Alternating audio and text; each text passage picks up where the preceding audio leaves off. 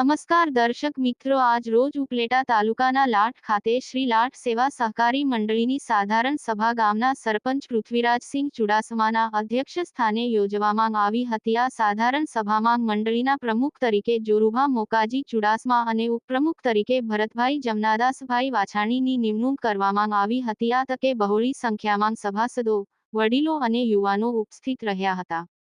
Reporter Amrutbhai Rathod. Prithvirajsinh Chudasama, લાઠ સરપંચ। આજરોજ શ્રી લાઠ સેવા સહકારી મંડળીની 46મી વાર્ષિક સાધારણ સભા યોજાયેલ હતી।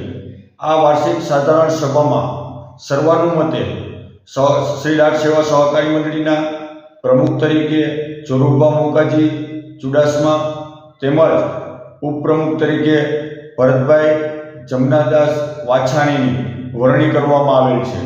તેમજ આ સાધારણ સભાની અંદર આજુબાજુના ગામના પ્રમુખ મંત્રીઓ ઉપસ્થિત રહ્યા હતા।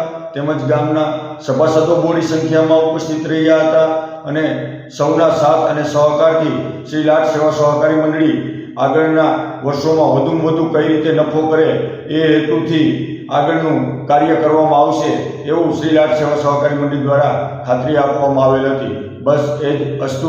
વંદે માતરમ। ભારત માતા કી જય।